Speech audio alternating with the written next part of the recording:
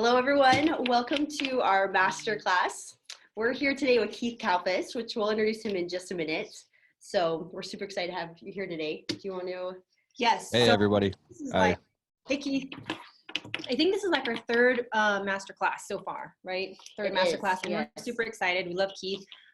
He has such great content, and it's really engaging. So I've enjoyed watching them. And I'm not in the landscaping business or the window cleaning business, but I just love to watch them, and just the realness behind it, I think, is awesome. And the things he shares are always pertain to every business. Yeah, that's what I think is really cool. It's applicable to any type of industry that you're in, not just a specific one. And so that's amazing. And I'm glad for anyone who does jump on today just to get whatever you can out of this, because Keith has so much to share. And please respond. And if you have questions or you have your own little tips here and there as we talk about different things, we love your feedback. We love the engagement. So please join with us. If you happen to be on right now, we'd love to hear what industry you're in and where you're based out of, just so we kind of know who's here with us today. So please comment and let us know. Yeah, so little quick intro about Keith. He's an amazing guy. He has a YouTube channel that you need to check out. So we'll post the link in the comments just so that you guys can take a look at what he has there. But brief overview is about Keith. He's actually, in the social media world, one of the leading landscaping and window cleaning influencers. His page is huge. His engagement's huge. His visibility, his videos have been viewed more than 20 million times. Is that right? That's insane. And he has an online course called Keith Kalfas Academy. He's had more than 2,500 plus students going through his courses, so that's amazing. He does love speaking, so he's been invited to a lot of different places to speak. Places like the huge convention, which we're huge fans of because it's huge and we love it. And some other places, Ignite, CSA, several other industry events. And then looks like you host your own sold out live event every year in Michigan called the Marketing ROI. So that's really cool. So we're gonna turn it over to Keith and hear what he has to say. Hey Keith, can you tell us a little bit about your event in Michigan, the Marketing ROI? Yeah, I was curious about that too. Yeah, awesome. Yeah, so my event's called the Marketing ROI, and it's a workshop where people can come to learn how to, whether they're just getting started or maybe they've been in business several years. We really break into this whole new reality and paradigm of why you need to have your business highly visible online and how to go about doing that. So not only the live event, but the actual work we do and the networking. I mean, you walk away transformed. You walk away with an entire strategic action plan and excited of how you're going to put these things into your business. And it's simple too. So it's called the Marketing ROI. Awesome. That sounds wonderful. So I can't remember if did we introduce our topic for today? Oh, we're just talking about Keith.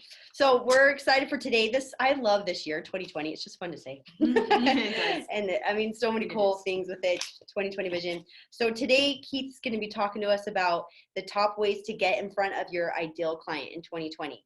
So again, this pertains to everyone, no matter what business you're in. We all want to know how to better get in front of our ideal clients. So we're excited to hear what you got to share with us today, Keith. I think especially in this today, in 2020 and in the previous years, it's just getting busier and busier online. So I think that business owners are constantly struggling with how to get in front of people, how to get seen, how to be visible. And everyone talks about being more authentic, where everyone's trying to be authentic. And I see it's a real struggle just trying to get in front of people and get that visibility. So take it away.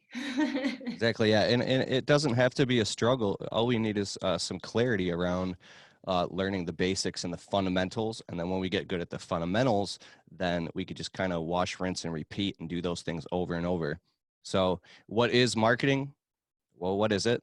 And to me, marketing is creating a promise to people in your marketplace or your prospective clients of the promise of a specific result. So I'm promising here on this flyer, this newsletter, this website, or anywhere that, I can get you this result, or maybe for X amount of dollars, or I can create this value. The better you can get at articulating that promise through your website, through copy, through advertising, is the more that you can when your clients see this stuff, they feel like they're in the right place and they won't want to go anywhere else. So that's what marketing is, a very, very deep deep, deep, deep topic. And you can go into a rabbit hole with it to the point where some newer small business owners, such as myself back in the day, I was getting really frustrated because, you know, if you're out trying to run your business or you're out in the field working and you're just trying to get more work and you want to keep your hopper full and then turn your prospects and your leads into customers, and then you want to turn them into clients and then turn them into repeat clients, so you have some continuity in your business. I mean, that's really what we're trying to do. So trying to go home in the evening and crack open the laptop and work on your marketing, it's this thing that it's very hard to calculate the ROI on that, and it can get even frustrating because as small business owners, we're used to talking on the phone, working with our hands, and we're used to uh, seeing almost immediate results. You know, we do the work, we get the check, we do the work, we see it's done. The windows are clean, the carpet's clean, the landscaping's done, the lawn is cut. But when it comes to marketing, it's like we don't know how to quantify that. So I'm fascinated by that, and I've come to a point through all my struggles and tribulations over, you know, the past 7 years, where I can see that, I mean, marketing and advertising your business, it's every bit as important or more important than doing the actual work. I mean, it's just one of the, you know, 5 fundamentals, which are, I mean, your market, your marketing, your people, and your systems. It's the 5 most important things in business. So learning marketing and getting yourself in front of clients and becoming highly visible in that, you know, the way I think of it is, in a way, you become like this resounding gong that you're just constantly saying, hey, we're in business. Hey, do you want your lawn cut? Hey, do you want your windows clean? And the more you just keep doing that and that, doing that, you know, people are afraid that, what if I say something wrong? What if I put something out that's stupid or doesn't get a response? Well, the cool thing about marketing is a lot of times you can do this without spending any money. There are many free, which I'm obsessed with, low cost, no cost ways to market your business. And the quality of your communication is the quality of your response. If you want to know how good that you're doing or how well you're communicating, then you just judge by how much the phone is ringing and asking these customers, how did you hear about our services? Right. When I get close to my clients and I establish a rapport with them, I mean, I'm really weird. I have to sometimes gauge myself. I'll start asking, so like, did you go like on the website? What did you read? Like, what specifically? I've even pulled up my website in front of a client before while like my employees are cleaning the windows, and I'll just sit there with them for 20 minutes. We'll send them like gourmet brownies afterwards and stuff. And I'll go through the website and I'll watch the customer's eyes. We even have this heat map sensor that's plugged in. It's a software called Lucky Orange to my websites now, where I can actually see real-time tracking of where people are looking and clicking and seeing where they're That's cool. bouncing and leaving. And so you can start to really, really measure what works and what doesn't. And the more you go through this process, it's a gradient. The more you go through this, is the better and better you get at it over time. But in the beginning, it's really kind of just throw mud at the wall and see what sticks. Yeah. So, and you know, the way you introduced this whole topic with marketing, I've never heard it explained that way before. I don't know if you have, that being a promise. I like, that's a really interesting way. I like that a lot. I just stole that from my mentor, Evan Pagan. He's a marketing I like guru. that. He's a smart guy. So how did you get into, I mean, I know you have a huge, you know, amount of people that follow you now. How did you first get into marketing and just thinking more about, I mean, I know you have an actual business, but how did you get into really trying to fine tune the whole process? Yeah. So for me, it goes back to survival. Just plainly, you know, back in the day, I was in fear. I had an eviction notice on my door. I had just gotten married, and I literally didn't know how to create money. I was literally going on YouTube and listening to these law of attraction and meditation and abundance and going, and there's this saying where I'd be like, I am so happy. I got this from Bob Proctor, and this is important, but listen, even though this makes sense, but I am so happy and thankful now that health, wealth, and prosperity flow into my life in avalanches of abundance from multiple sources on a continuous basis. And I would say this crap and get frustrated when I didn't have any money in my bank account. And then when I finally started learning that you have to take your hopes and your dreams and wishes and apply them practically in the real linear world and do things that are tactical and tangible, things that other people can sink their teeth into and then, you know, basically want to write you a check. Basically, so for me, it was about survival. My first marketing pieces were, I was just a guy posting a bunch of ads on Craigslist, desperate, trying to get my phone to ring so I can sell work in my landscaping business to pay my rent. I didn't understand how to write copy. So I would write things like, uh, I'm a professional landscaper. I've been doing it for 15 years. I wish you could see how good the work I did. If you only saw it, you would want to hire me because you would realize that I'm a really good person. Please hire. Like I would say stuff like that. It was completely embarrassing because I had no idea how to communicate, right? So you start picking up some of these books here. And I love audible.com. Like I got the full subscription and I probably spend $60 to $70 a month just on audiobooks and Kindle. I mean, just devout, replace like the rap or rock and roll music that you listen to, maybe listen to that a little bit, or the talk shows, and just start devouring. You're standing on the shoulders of giants. So there's all the people who have already done all the work. There's the online courses, there's books, I mean, you could just go on YouTube a couple evenings a week and take notes and learn all this stuff. It's right in front of us. So one of my favorite books is Guerrilla Marketing Tactics by J. Conrad Levinson. I mean, Purple Cow by Seth Godin, Permission Marketing by Seth Godin. And once you learn this stuff, it just really pulls the veil off and allows you to start seeing. But yeah, so I can keep going. What do you want to do? No, that's a great intro. I think part of the reason that, you know, it's so valuable what you share is because you did start from there and then you figured out how to make it work, because that's where the majority of us start our business is just, you know, we want to do this, we want to support our family, we want to make this work. We don't really know all the ins and outs of business. We just know that we know our trade or we know our business and we're going to make it work. And then as you go along, you realize, wait, I've got to figure out all this other stuff to make it work. I can't just know my trade. So I love the fact that you've actually been through that journey. And so, you know, just as you're reading from all these other people, we can learn from what you've learned as well.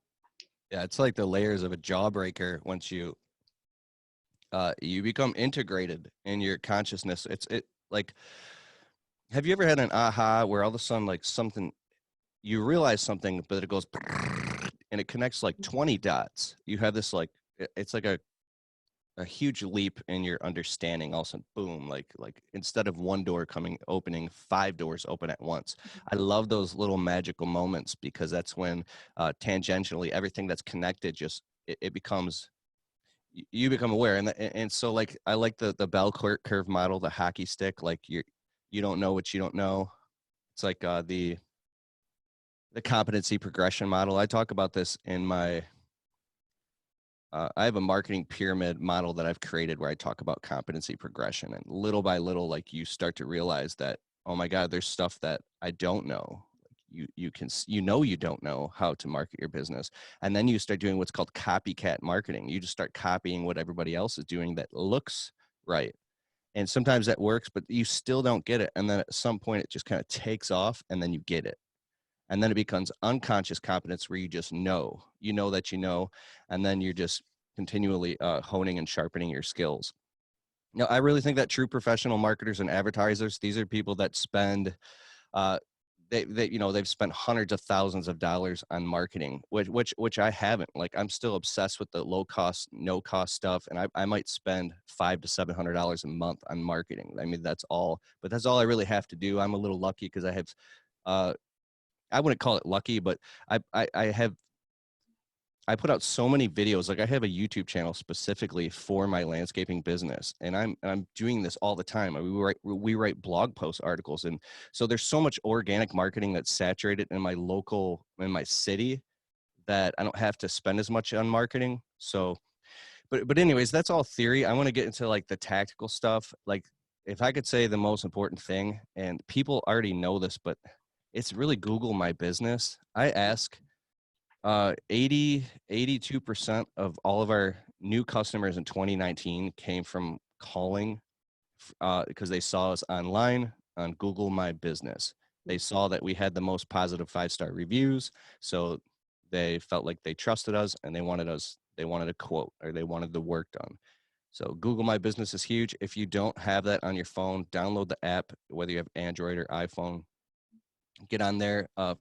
If you don't have when I spoke last week, in Alabama at the Lawn Care Life Conference, I talked about this, and I said, everybody raised their hands, and I was pretty surprised. I thought a lot more people would be on Google My Business already. I was like, oh my God, I got to get this information out there. So go on Google My Business, create a free account, establish a listing, fill out, create your profile, and then get verified. So within about a week, Google's going to send you that card. You fill it out, and then boom, you have that red bubble. It's a verified location extension. So at least once a week, you want to be adding pictures into Google My Business. You want to encourage your customers to take pictures of you working, or your work trucks, or the work that you've done, and post that with a well-worded positive 5-star review. Become obsessed with getting positive reviews. And this is about social proof. So if you have the verified business listing, and I know you can do that on Bing and Yahoo and Yelp, and there's the top 50 local citations, which are all important, and we have all that. But the tip of the pyramid is really, like I said, 82%, that's Google My Business. Yeah. So when customers are going and they're looking on their phones and they're looking for someone to clean their carpets or do a plumbing or an electrician or a landscaper, they're literally landscapers near me. Right. Okay.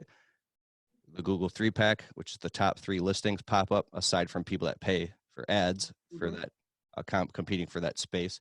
But they might look on second page, but they're looking for those golden stars. And when they see that, if they see, no reviews, 1 review, 7 reviews, 43 reviews, 400 reviews, they're going to go immediately to the people that have the most amount of positive reviews. People are busy. Yeah. They got a lot going on. So they start scrolling through the reviews. They look legit. All these people have said good things. Now, depending on the average ticket price and how much money they're spending is the level of, because people go into research mode now. They're going to do a little bit of research and see. And it's social proof is, there's a kind of a famous story of how this works. If you're driving and you're traveling across the country and you're going through some town you've never been in, and it's like 10 o'clock at night and it's dark and you're hungry, and you go through a little tiny town, and on the left side, there's a little diner, and the lights are on, it's open, but there's only 1 car in the parking lot. But across the street on the other side, there's a diner, and the lights are on, but it's packed. Like, it's just packed, and you can see people inside dining.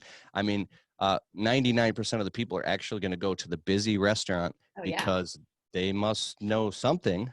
Maybe the food's not, maybe something's wrong there, So when other human beings, and this goes all the way back, you can study like our tribal nature, and then the way animals work, the brainstem, the triune brain, survival of monkeys, all this stuff. This is crazy. Like, I'm obsessed with this. But when the more verified social proof that you have on the internet, the more everything looks congruent in your branding. If you look like a professional company on the internet and other people are saying good things about you, it increases the likelihood that these customers are going to pick up the phone and call you versus somebody else. And the more you do that, the more effective you do that, and the more often you do that, more and more often than your competition, increases the likelihood that they're going to keep calling you instead of somebody else. So you just you find the one big domino to me is Google My Business. And then after that, you can get to, I have this thing called the 7 steps to marketing your business. I'll talk about that later. And I just put them together in order of priority. And once you kind of nail down these 7 things, you're good for years.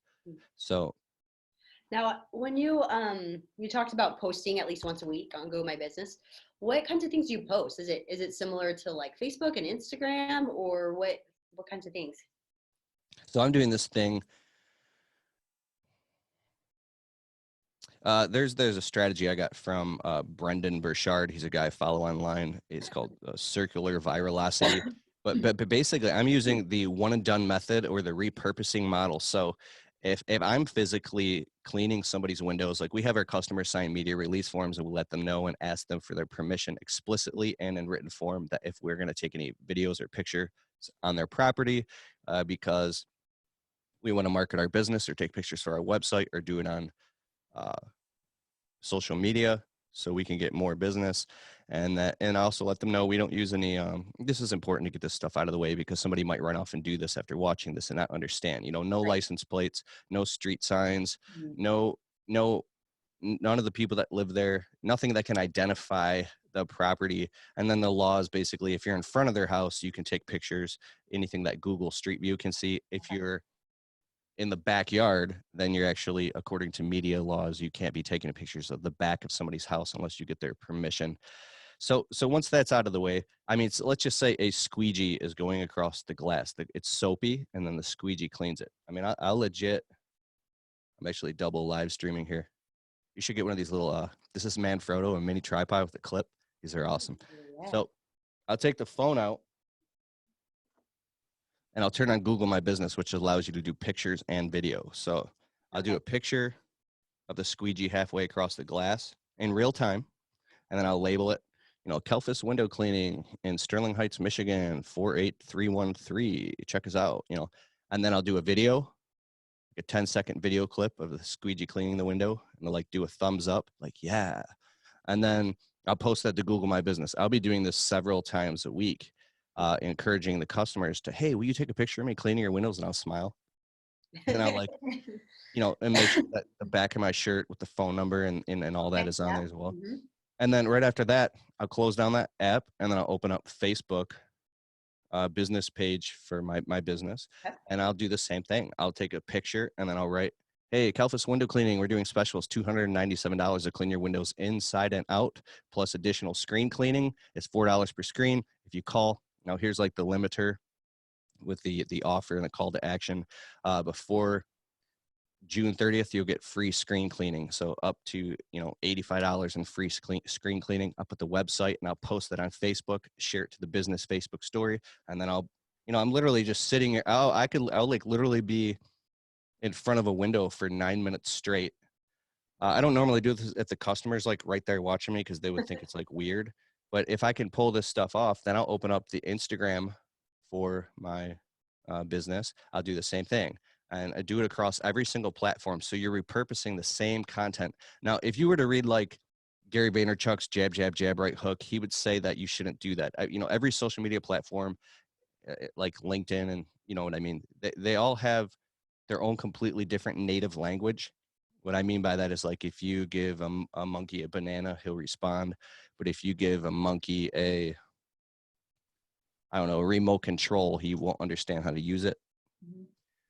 So if you communicate in the native language that's proper for that platform, you're going to get a higher ROI. But for the sake of, unless you're in a position in your business where you're purely, you've grown your business to the point where you're focusing strictly on a sales, marketing, and innovation, and then you have people doing everything else for you, then you can get a lot more complex and creative with your marketing. But for the meantime, you just want to get stuff out there, because if you're always, top of mind, you're top of the list, you're putting out more content than anybody else, more organic content, you're putting out more offers on Google My Business and across social media, and then running Facebook ads to that, collecting customers' emails, and you're just driving and driving and driving. It's like a pulse. This is so then you got it out of the way. So if you do that and it takes you even just 15 minutes at 10 a.m. on a Tuesday, in real time, it feels like you're going crazy doing this because you got to get to the next job. But if you can see the geometric effect of what you're doing, what I like about marketing so much, even when you're busy, to keep the phone ringing off the hook to the point where you're overwhelmed, is now you can become picky. You can become choosy. You can cherry pick. Beggars can't be choosers. So if you get, this is the benefit, if you get good at marketing your business and you do it all the time, and you have a really high direct response rate, you can tell people no, where in the past you used to have to say yes to everything. And we all know what that's like. It is a beautiful feeling to be able to say no and be okay with that, because, so then you could start raising your standards.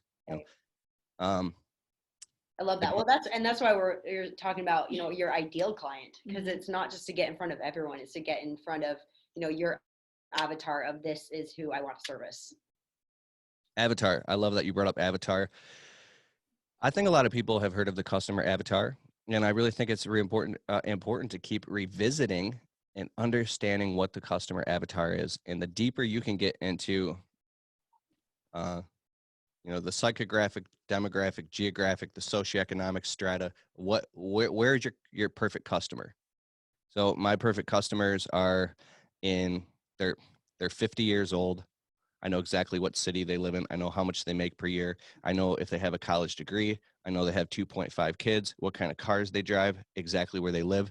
And so I've actually found my perfect customer. And then not only do I have the data for that customer so I can market and find more people like them, but I also create negative qualifiers to push away the people that are not like that customer. So in the beginning, you take whatever you can get just to create, a bunch of activity in the business. But as you expand the top, as you dissolve the bottom, you start to dissolve the bottom as you expand the top, you move upstream, right?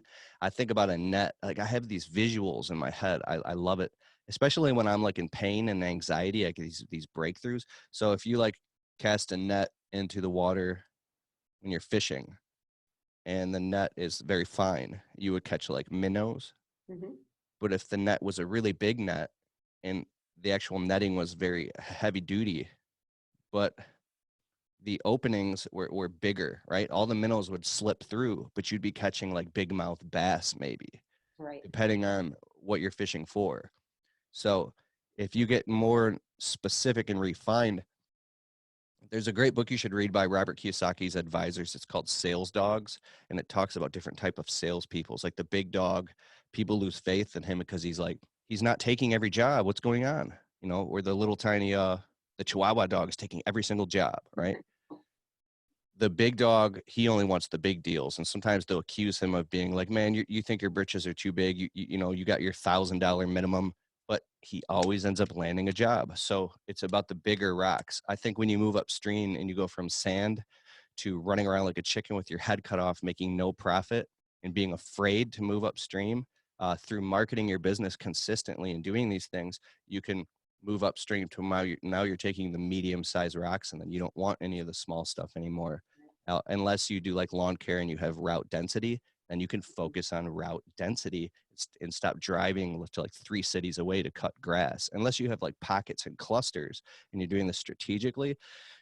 I get angry when I talk about this stuff. I spent like 5 years pulling my hair out, confusing busyness with profitability.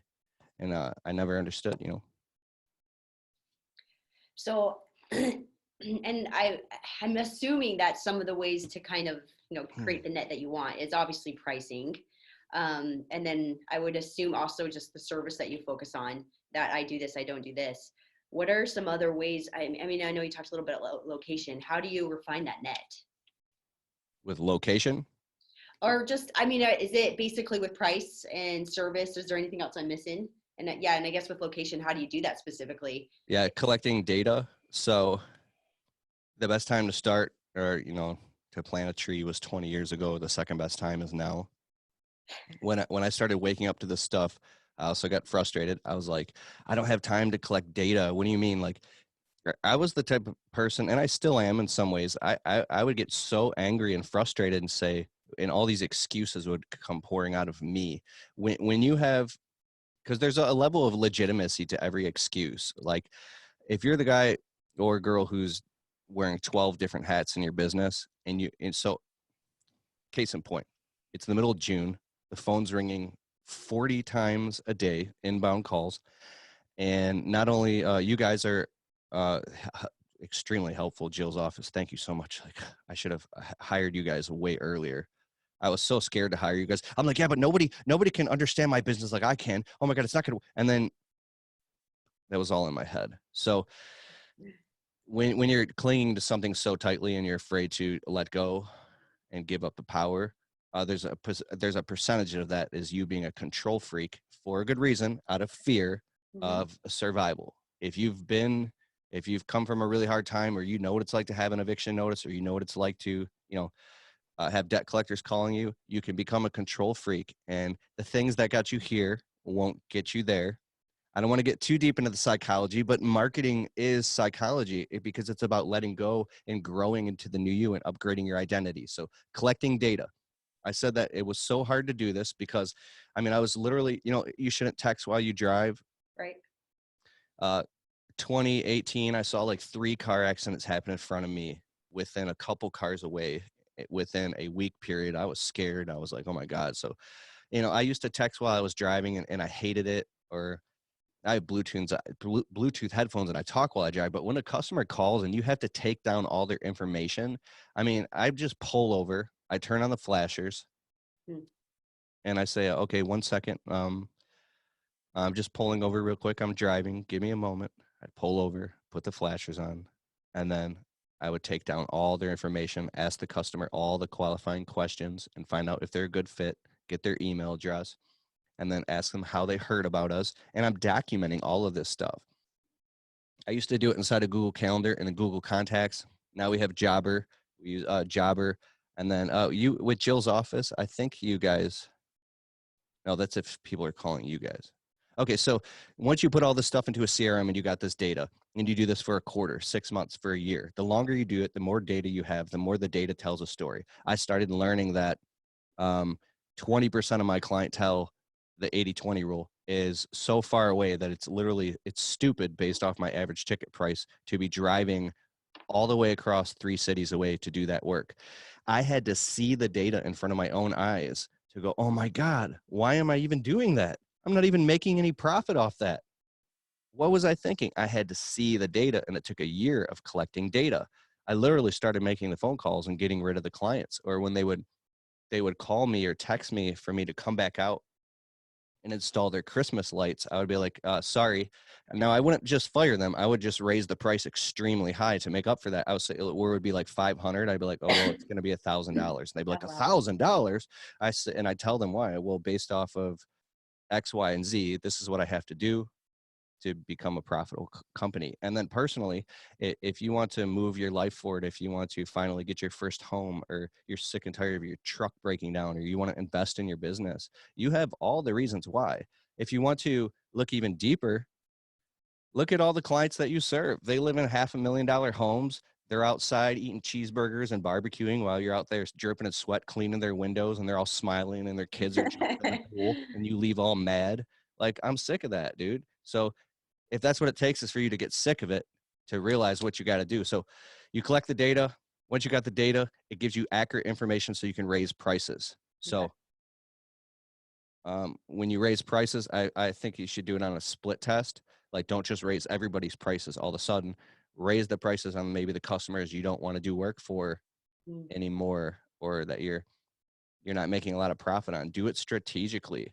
And then I don't think people think about that, that you can do that, especially if you don't have pricing listed on your website. It's just quoting them, that you are able to do that. It's interesting.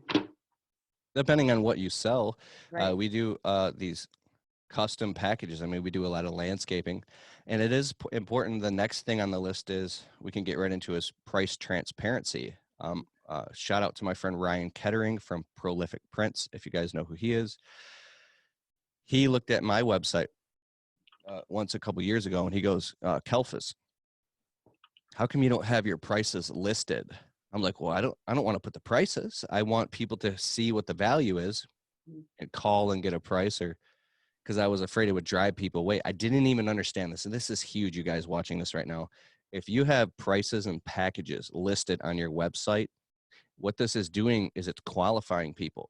So if you have $97 to do the thing, starting at $97, right?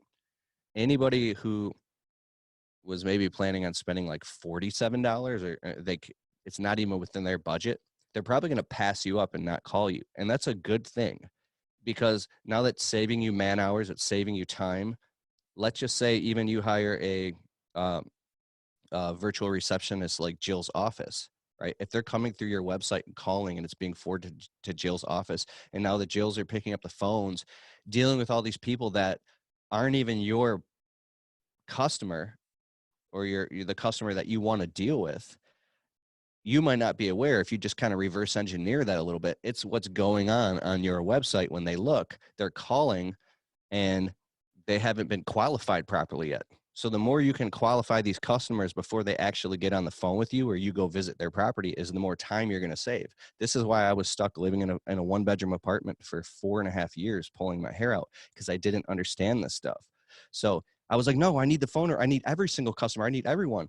It's because I didn't understand marketing. So a negative qualifier makes the people leave that you don't want to work with anyways, and it draws to you because you're speaking the language of those people. If you go to like a wedding event or a party or anywhere, it's weird. You'll see like maybe like a doctor and a chiropractor, like somebody who's a physician, they'll somehow end up talking to each other. They're speaking their native language. Maybe guys that work in a factory over here, they'll meet for the first time and then they're talking.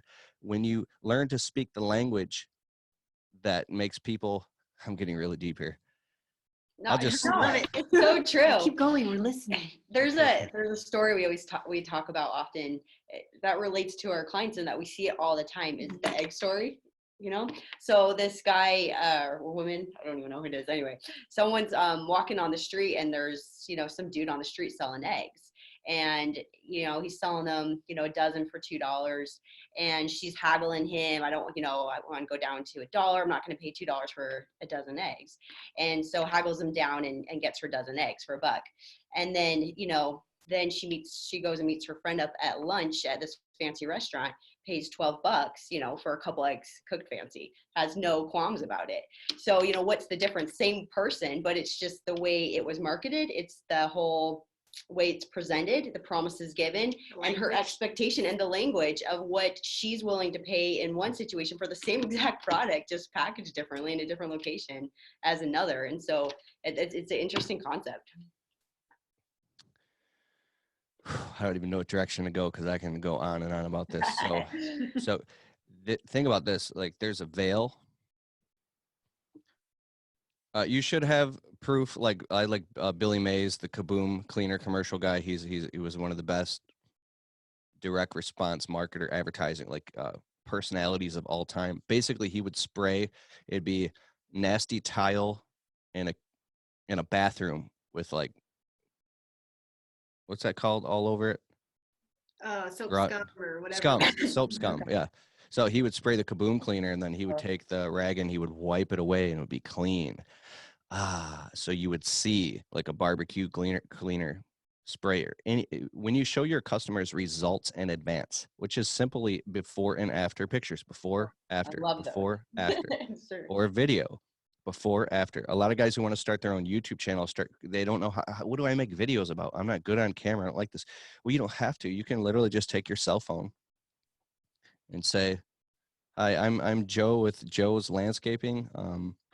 We've been in business a long time, and I don't really like being on camera, but I just want to show you this." You could just be totally honest. It doesn't matter, because how many people in your competition are doing this, right? Probably few to none. 1 second. Are you? Sorry, something fell. Okay. So Everyone's okay? Okay, good. So this is the job, what it looks like before, you know, and then you can come the next day or a few hours later. This is what it looks like during. I really like this with the power washing and soft washing guys that like power wash concrete. This is after, where they'll take a video of a guy power washing the driveway, and they'll speed it up and put music behind it, and you can see the result. Very, very important. But aside from that, stop watching those two. It's like you just get so hooked. I don't know what it is about our site. We just, whoa. Satisfying to watch. Yeah. So let's just say you didn't even have a product or a service at all, but you created all this really, really good marketing that pulled customers into your funnel and then converted them, actually got them to swipe their credit cards and buy $1,000. You could sell 100 of these. You could sell $100,000 worth of stuff. And then once they get behind the veil of the transaction, you're like, oh, there's not even a product to buy. There's no service or anything. Here's your money back. What I mean by that is all of the marketing creates all of the value that gets them to actually make, the buying or pre-buying decision before they actually get the tangible or the deliverable. That's how important marketing is. Like, just as much energy should be focused on marketing and the whole front end of your marketing and advertising than the business itself, because that's the whole top of funnel, or tofu, top of funnel, right? I'm obsessed with this. And then the next thing is marketing to your existing clientele. So that's the next step. Retargeting existing clients. So what did we talk about? We talked about Google My Business. You got to get that, get as many positive reviews as possible. Then the next thing we talked about was, well, the third thing was price transparency. Make sure you show prices on everything that you do, and pricing and packaging so customers can see, to get rid of the people that you don't want. The next thing is, oh yeah, creating videos and social media posts, and more and more often than anybody else. So take pictures and before and after of all that. So you're putting out more content on the internet, linking back to your website or to your Google My Business page so your customers can see it, which increases the likelihood that they'll buy. And then the next thing is retargeting to your existing clients. This is so important. The amount of time or money or customer acquisition cost, it's called, that you spend going out and getting new customers it's costly and time consuming. So what you really can do is just go back to your book of business of people, anybody you've ever done business before. Like I have a list of 4,300 people we've done work for, and I'll take that and I literally sit on the laptop for 4 hours scrubbing a list, and I'll get it down to like 700 of the best people that I want to work with. And then we start retargeting those clients, specifically saying, hey, we've done some work for you in the past. We've got this special offer going on. We would like to get you back on the schedule and get you taken care of, whether that's through email marketing and through ringless voicemail, or sending them something, or just picking up and calling them, or doing a mass text message, which you want to make sure that you have their permission before you do that. But anyways, retargeting your existing clients and retaining customer retention. That's really, really important, because if you can retain a baseline of clients, and especially the clients that you want, and you keep cycling it to the point where you have a baseline of profitable clients, then as you keep filling up and building this pyramid, you can slowly, little by little, if you lose the clients that aren't profitable, that's okay, because now you're building a solid business. A huge issue that I've had was it was so hard for me to grow my business or hire anybody or do anything forever, because I didn't understand that my business wasn't even profitable enough. I was just running around like a madman because I didn't know that there was a framework to this, right? So I love that. Yeah. I'm trying to think what else. I think everything that we covered today is right on. And I mean, we could dig deeper into any of these things just to learn more about it. But yes. I love how you kind of just summarized our takeaways there of, I think the biggest thing too is just get out there, start doing something, but be smart about what you're doing to make sure it's the most effective way to get in front of your ideal client. So right. I love I that. liked how you talked about the whole veil. I mean, well, kind of going back to the whole client, like our client's perspective, the small business owner's perspective, and kind of your apprehension with signing up for Jill's office. I think that when I was doing sales for so long, just really got a good feel for what a lot of business owners, their obstacles or the illusions that they had about why they can't give up control of the phones, or why they can't sign up for Jill's office because we don't answer during this small amount of a 24-hour day, when they miss all their calls during this amount of the day. Little things like that are just, they're really eye-opening. And for the people that get over those obstacles and actually do use, delegate some kind of their tasks, they see huge results. I mean, just to give up something that seems, phones are a huge deal, but on top of all the other things that you have to do every day, just to give up that one thing or a couple things that take up so much of your time or distract you all throughout the day so that you can't focus, it's just a huge thing. So I really liked how you touched on that. Oh, yeah. I'm curious about I might be going off topic too, but about your social media. Are you consistently every day posting things and keeping up with that every day? With my social media presence, or with my actual business, like my service social media business? Presence, because I know sometimes it's hard to be consistent and stay on top of making videos, and your videos are great. Are you doing that every single day, or do you kind of plan them out?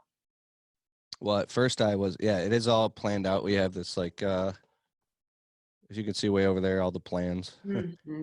Post-its. Yeah, we put Post-its in different columns, and every time there's an idea, we go through it all. And the weird thing is all that stuff actually gets done.